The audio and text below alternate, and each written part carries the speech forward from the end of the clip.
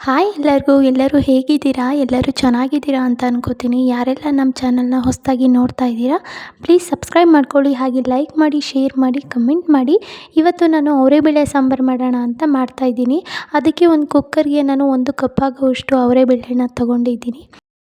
ಹಾಗೆ ಆಲೂಗೆಡ್ಡೆನೂ ನೀಟಾಗಿ ಸಿಪ್ಪೆ ಎಲ್ಲನೂ ತೆಗೆದು ಕಟ್ ಮಾಡಿ ತೊಳೆದು ಎತ್ತಿಟ್ಕೊಂಡಿದ್ದೆ, ಅದನ್ನು ಹಾಕುತ್ತಾ ಇದ್ದೀನಿ. ಹಾಗೆ 2 ಚಿಕ್ಕ ಸೈಜ್ದು ಈರುಳ್ಳಿನ ಕಟ್ ಮಾಡಿ ಎತ್ತಿಟ್ಕೊಂಡಿದ್ದೆ, ಅದನ್ನು ಹಾಕುತ್ತಾ ಇದ್ದೀನಿ. ಹಾಗೆ 2 ಚಿಕ್ಕ ಸೈಜ್ದು ಟೊಮೊಟೊನ ಕಟ್ ಮಾಡಿ ಎತ್ತಿಟ್ಕೊಂಡಿದ್ದೆ, ಅದನ್ನು ಸಹ ಹಾಕುತ್ತಾ ಇದ್ದೀನಿ. ಹಾಗೆ ಸ್ವಲ್ಪ ಕರಿಬೇವು, 1 ಗೆಡ್ಡೆ ಬೆಳ್ಳುಳ್ಳಿನ ಸಿಪ್ಪೆ ಎಲ್ಲನೂ ಬಿಡಿಸಿ ಎತ್ತಿಟ್ಕೊಂಡಿದ್ದೆ, ಅದನ್ನು ಸಹ ಹಾಕುತ್ತಾ ಇದ್ದೀನಿ. ಹಾಗೆ ಸ್ವಲ್ಪ ಕೊತ್ತಂಬರಿ ಸೊಪ್ಪನ್ನು ಹಾಕೋತಾ ಇದ್ದೀನಿ. ಹಾಗೆ ಒಂದು 4 ಹಸಿರು ಮೆಣಸಿನ್ಕಾಯಿನ ಮುರಿದು ಹಾಕೋತಾ ಇದ್ದೀನಿ.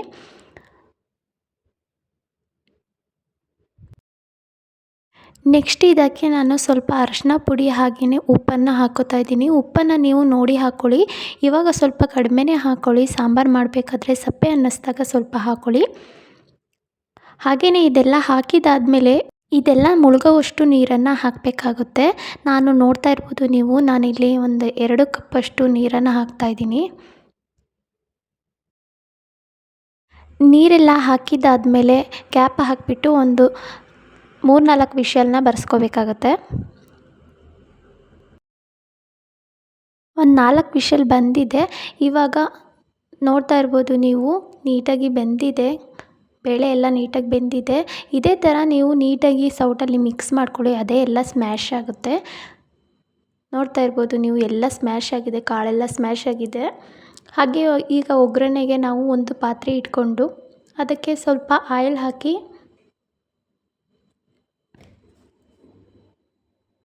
ಎಣ್ಣೆ ಕಾದಿದ್ದಾದಮೇಲೆ ಸಾಸಿವೆ ಹಾಕಿಬಿಟ್ಟು, ಹಾಗೆ ಜೀರಿಗೆನ ಸ್ವಲ್ಪ ನೀವು ಜಾಸ್ತಿನೇ ಹಾಕಿ. ಜೀರಿಗೆ ಹಾಕೋದ್ರಿಂದ ಸಾಂಬಾರು ಮಾತ್ರ ತುಂಬಾ ಟೇಸ್ಟ್ ಕೊಡುತ್ತೆ. ಜೀರಿಗೆ ಎಲ್ಲ ಹಾಕಿದ್ದಾದಮೇಲೆ ಅದು ಚಿಟಪಟ ಅಂತ ಸಿಡ್ದಾದ್ಮೇಲೆ ಸ್ವಲ್ಪ ಕರಿಬೇವಿನ ಸೊಪ್ಪು ಹಾಕ್ತಾಯಿದ್ದೀನಿ.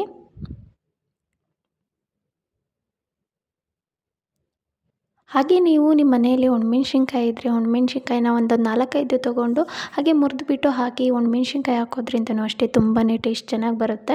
ಲೋ ಫ್ಲೇಮಲ್ಲಿ ಇಟ್ಕೊಂಡು ಫ್ರೈ ಮಾಡ್ಕೊಂಡಿದ್ದಾದಮೇಲೆ ನಾನು ಒಂದು ಚಿಕ್ಕ ಸೈಜಿಂದು ಈರುಳ್ಳಿನ ಕಟ್ ಮಾಡಿ ಎತ್ತಿಟ್ಕೊಂಡಿದ್ದೆ, ಅದನ್ನು ಸಹ ಹಾಕ್ತಾಯಿದ್ದೀನಿ.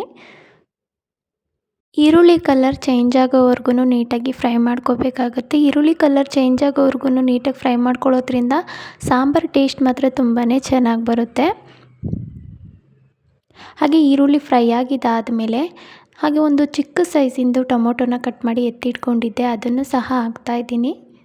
ಟೊಮೊಟೊ ಎಲ್ಲ ಚೆನ್ನಾಗಿ ಬೆಂದಿದ್ದಾದ್ಮೇಲೆ ಸ್ವಲ್ಪ ಬೆಳ್ಳುಳ್ಳಿನ ಜಜ್ಜಿ ಎತ್ತಿಟ್ಕೊಂಡಿದ್ದೆ, ಅದನ್ನು ಸಹ ಹಾಕ್ತಾಯಿದ್ದೀನಿ. ಆ ಬೆಳ್ಳುಳ್ಳಿ ಎಲ್ಲ ಹಸಿ ವಾಸನೆ ಹೋಗೋವರೆಗೂ ನೀಟಾಗಿ ಫ್ರೈ ಮಾಡ್ಕೋಬೇಕಾಗತ್ತೆ.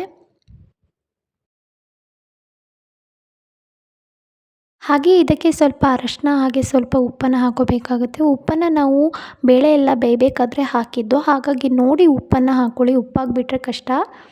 ಇದನ್ನು ನೀಟಾಗಿ ಮಿಕ್ಸ್ ಮಾಡ್ಕೊಂಡಿದ್ದಾದಮೇಲೆ ಅವರೆಬೇಳೆ ಮತ್ತು ಆಲೂಗೆಡ್ಡೆನ ಸ್ಮ್ಯಾಶ್ ಮಾಡಿ ಎತ್ತಿಟ್ಕೊಂಡಿದ್ವಲ್ಲ, ಅದನ್ನು ಇವಾಗ ಇದಕ್ಕೆ ಹಾಕೋಣ. ಅದೇ ಕುಕ್ಕರ್ಗೆ ಸ್ವಲ್ಪ ನೀರು ಹಾಕಿಬಿಟ್ಟು ಅದೆಲ್ಲನೂ ನೀಟಾಗಿ ಇದಕ್ಕೆ ಹಾಕೋಣ. ಈಗ ಇದನ್ನು ನೀಟಾಗಿ ಮಿಕ್ಸ್ ಮಾಡಿಕೊಂಡು ಒಂದು ಕುದಿ ಬರೋವರೆಗೂ ನೀಟಾಗಿ ಬೇಯಿಸ್ಕೋಬೇಕಾಗತ್ತೆ. ಆದಷ್ಟು ಲೋ ಫ್ಲೇಮಲ್ಲೇ ಬೇಯಿಸ್ಕೊಳ್ಳಿ. ನೀವು ನೀರನ್ನು ಸ್ವಲ್ಪ ಕಡಿಮೆನೇ ಹಾಕ್ಕೊಳ್ಳಿ, ಯಾಕಂತಂದರೆ ಇದು ಟೇಸ್ಟ್ ಎಲ್ಲ ಹೋಗಿಬಿಡುತ್ತೆ. ಹಾಗಾಗಿ ನೀವು ರೈಸ್ ಜೊತೆಗೆ ಅಂತ ಅಂದರೆ ಸಾಂಬಾರನ್ನ ಸ್ವಲ್ಪ ತೆಳುವಾಗಿ ಮಾಡ್ಕೊಳ್ಳಿ. ಇಲ್ಲ ನೀವು ಚಪಾತಿಗೆ ಇಲ್ಲ ರೊಟ್ಟಿಗೆ ಅಂತ ಅಂದರೆ ನೀವು ಸಾಂಬಾರನ್ನ ಸ್ವಲ್ಪ ಗಟ್ಟಿಗೆ ಮಾಡ್ಕೊಳ್ಳಿ. ಈಗ ಒಂದು ಕುದಿ ಬರೋವರೆಗೂ ನೀಟಾಗಿ ಕುದಿಸ್ಕೊಳ್ಳೋಣ. ನೋಡ್ತಾ ಇರ್ಬೋದು ನೀವು, ಚೆನ್ನಾಗಿ ಕುದೀತಾ ಇದೆ. ಇದನ್ನು ಇವಾಗ ಚೆನ್ನಾಗಿ ಮಿಕ್ಸ್ ಮಾಡಿಕೊಂಡು ಇದಕ್ಕೆ ಇವಾಗ ನಾವು ಖಾರ ಪುಡಿ ಮತ್ತು ಧನಿಯಾ ಪುಡಿನ ಹಾಕಬೇಕಾಗತ್ತೆ. ನೀವು ಖಾರ ಪುಡಿನ ಸ್ವಲ್ಪ ನೋಡಿ ಹಾಕ್ಕೊಳ್ಳಿ, ಯಾಕಂತಂದರೆ ನಾವು ಬೇಳೆ ಬೇಯಕ್ಕೆ ಹಾಕಬೇಕಾದ್ರೇ ನಾವು ಒಂದು 4 ಹಸಿರು ಮೆಣಸಿನ್ಕಾಯಿನ ಹಾಕಿದ್ದು.